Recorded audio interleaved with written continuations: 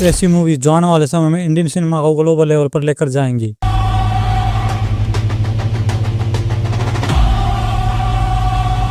वो सभी रिकॉर्ड्स को फाड़ कर रख देंगी और जो दंगल का रिकॉर्ड है वो भी तोड़ देगी, जो पिछले 11 साल में कोई भी इंडियन मूवी नहीं तोड़ पाई। लेकिन इसमें एक ट्विस्ट ये भी है कि दंगल मूवी का कलेक्शन में बड़ा हाथ चीन का रहा है। जब तक दंगल आई मेरी, जो थिएटर में आई एक्चुअली, तब तक मेरी ऑडियंस वहां तैयार हो चुकी थी पायरेसी की वजह से।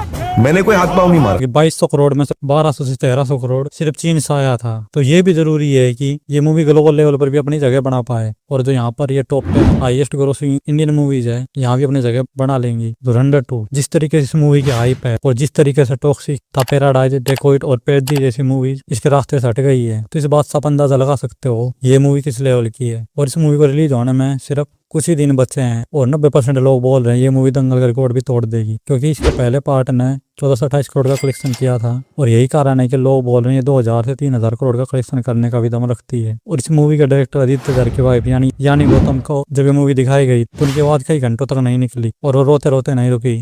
क्योंकि आप धुरंधर 2 की बात कर रहे हैं तो मैं देख चुकी हूँ फिल्म। मेरी उस वक्त एक फ्लाइट थी, उस दिन I had to catch a flight, तो मैंने फिल्म देखी और उसके बाद I was really emotional. इतनी इमोशनल बता रहे हैं इस मूवी को। अब ये ऐसा इस मूवी की हाइप को बढ़ाने के लिए कर रहे हैं या वाकई में ये मूवी इतनी दमदार है, ये तो पता चलेगा 19 मार्च को। रामायण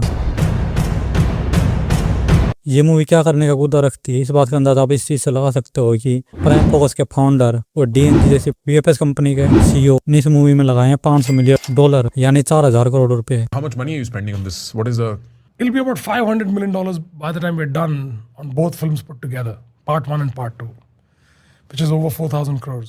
इसका बजट कितना ज्यादा है, इस बात का अंदाजा आप इस चीज से लगा सकते हो कि इंडिया की हाईएस्ट बजट वाली फिल्मों में सिर्फ आदि पुरुष जिसका बजट 700 करोड़ था, रोबोट 2.0 बजट 600 करोड़ था, कल्कि जिसका बजट 600 करोड़ था एंड RRR जिसका बजट 550 करोड़ था। तो इतिहास की सबसे बड़ी बेट लगाने वाली इंडियन मूवीज है। इंडिया का छोड़ो अगर बात करें ग्लोबल लेवल पर तो ड्यून के दोनों पार्ट को बनाने में $355 मिलियन लगे थे, अवतार को बनाने में $237 मिलियन लगे थे, एवेंजर्स एंड गेम को बनाने में $356 मिलियन लगे थे और रामायण के बजट है $500 मिलियन। तो आप देख सकते हो ये मूवी हमारे लिए और हमारे सिनेमा के लिए कितनी इंपॉर्टेंट है। और क्रेडिट जाता है नमित मल्होत्रा को, जिनके लिए एक ड्रीम जैसा है। वो पैसे के चक्कर में मूवी में कोई कंप्रोमाइज नहीं करना चाहते और यही कारण है कि इस मूवी का बजट 1600 करोड़ से बढ़ाकर 4000 करोड़ कर दिया गया है। इस मूवी के लिए हर रोज पानी की तरह पैसा बहाया जा रहा है। और जो चीज मुझे ज्यादा एक्साइटेड कर रही है वो ये है कि इस मूवी का फाइनल कट और एडिटिंग का काम क्रिस्टोफर नोलन संभालेंगे बेहतर दिनों तक। अब जिनको नहीं पता, क्रिस्टोफर नोलन बॉलीवुड के ऐसे राजामौली हैं जो जीमेल यूज नहीं करते, सिंपल फोन यूज करते हैं। पूरे साल में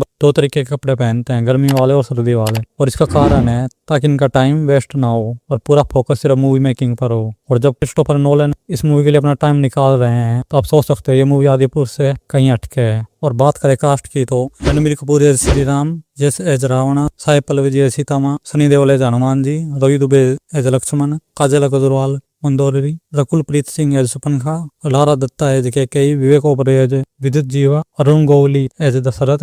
और जिसके लिए मैं ज्यादा एक्साइटेड हूँ वो है Mohit Raina as Shiv ji and Yash as Ravan. और बात करें कास्ट की फीस की तो रणवीर कपूर दोनों पार्ट के लिए चार्ज कर रहे हैं 150 से 225 करोड़ रुपए, वहीं यश चार्ज कर रहे हैं 100 से 150 करोड़ रुपए। साई पल्लवी जी चार्ज कर रही हैं 6 करोड़ रुपए एंड सनू देओल को मिले हैं 20 करोड़ रुपए दोनों पार्ट के लिए। वाराणसी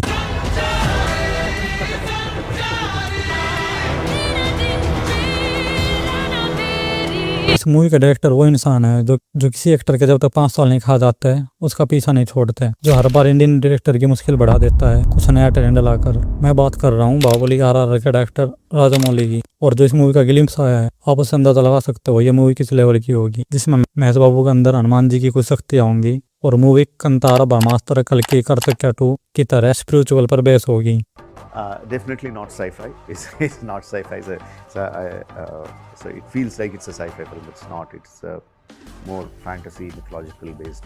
इस मूवी के लिए महेश बाबू ने 1740 करोड़ कमाने वाली पुष्पा 2 को रिजेक्ट कर दिया था। इस मूवी में 3000 करोड़ लोगों को ट्रेन किया जा रहा है एक एक्शन सीन के लिए। इस मूवी का बजट 1300 करोड़ है। और रामायण और वाराणसी दोनों को अपनी मूवी का बजट निकालने के लिए ग्लोबल लेवल की ऑडियंस तक ये फिल्म पहुंचानी होगी, तभी अपना बजट को रिकवर कर पाएंगी। स्पिरिट मिस्टर सुपरिटेंडेंट, बचपन से मेरी एक बुरी आदत है। What? Right from my childhood, I just have one bad habit. क्योंकि इंडिया का सबसे वायलेंस डायरेक्टर है, जिसने कबीर सिंह मूवी को बनाने के लिए अपने पुरखों की 50 एकड़ जमीन गिरवी रख दी थी और अपनी बीवी के गहने लोन पर। और वहीं पर बास, जिसकी फ्लॉप मूवी भी पहले दिन 150 करोड़ का कलेक्शन करके जाती है। और जब इन दोनों की जोड़ी स्क्रीन पर आएगी तो लोगों की एक्सपेक्टेशन आसमान छू रही है कि जहाँ इस मूवी के लिए संदीप रेड्डी वांगा ने एनिमल पार्क और वहीं पर बास ने कल्कि 2 और सलार 2 जैसी फिल्मों को साइड करके इस मूवी को प्रायोरिटी दी है। और संदीप रेड्डी वांगा को कहना है इस मूवी में आपको वो प्रभास देखने को मिलेंगे जो आज तक कभी नहीं देखने को मिले। इस मूवी का बजट 300 से 500 करोड़ है और ये मूवी रिलीज होगी 5 मार्च 2026 को। A22 A6 जिसका मतलब है अल्लू अर्जुन की 22वीं मूवी एंड एटली की 6th मूवी। अब जहाँ अल्लू अर्जुन 18 करोड़ पुष्पा 2 से कमा के बैठे हैं, वहीं एटली जिन्होंने आज तक कोई फ्लॉप मूवी नहीं दी। और ये मूवी एक साइंस फिक्शन मूवी होगी जिसे 800 करोड़ के बजट के साथ बनाया जा रहा है। और इसी मूवी के वीएफएक्स पर ज़्यादा फोकस किया जा रहा है, जिसके लिए आयरन मैन, अवतार, ब्लैक पैंथर में जिन वीएफएक्स प्रोफेशनल लोगों ने काम किया था उन्हें हायर किया गया है। अल्लू अर्जुन इस मूवी में 4 अलग कैरेक्टर में दिखने वाले हैं। और वहीं बात करें हीरोइंस की तो इसमें दीपिका पादुकोण, मृणाल ठाकुर, जानवी कपूर, रश्मिका मंदाना और भी बहुत से कास्ट इस मूवी को ज्वाइन करने वाली है। और बात करें अल्लू अर्जुन की फीस की तो उन्होंने इस मूवी के लिए 175 करोड़ रुपए चार्ज किए हैं। 15% प्रॉफिट शेयरिंग पर डील लॉक की है। और बात करें एटली की तो जहाँ जवान मूवी के लिए उन्होंने 30 करोड़ चार्ज किए थे, इस मूवी के लिए उन्होंने चार्ज किए हैं 100 करोड़ रुपए। और ये ऐसे इतनी फीस नहीं ले रहे। रीज़न ये है कि इस मूवी में मेकर्स का बहुत सारा टाइम और एनर्जी जाने वाला है और ये बहुत हार्ड प्रोजेक्ट है। अब कहा जा रहा है 2027 के लास्ट में इस मूवी को रिलीज़ किया जाएगा, लेकिन इस मूवी में बहुत ज़्यादा टाइम लगने वाला है क्योंकि ये प्रोजेक्ट बहुत कॉम्प्लिकेटेड है। एनिमल पार्क तो बॉक्स ऑफिस पर 900 करोड़ का कलेक्शन करने के बाद आई एनिमल पार्क। स्टोरी वहीं से स्टार्ट होगी जहाँ से खत्म हुई थी। और इसमें रणबीर कपूर को 2 रोल देखने को मिलेंगे और वो भी आपस में लड़ते हुए। इसके अलावा इसमें रणबीर के 2 से ज़्यादा रोल भी देखने को मिल सकते हैं। संदीप रेड्डी वांगा का कहना है एनिमल मूवी लोगों को ज़्यादा खून खराब है और वायलेंस वाली लग रही थी, तो रुक जाओ, एनिमल पार्क आने वहाँ भी बाकी है। और रणबीर कपूर ने खुद कहा है कि ये मूवी उनकी लाइफ की सबसे बड़ी मूवी होगी और उनकी चॉकलेट बॉय इमेज को हमेशा के लिए ख़त्म कर देगी। इस मूवी की शूटिंग स्टार्ट होगी 2027 के लास्ट में।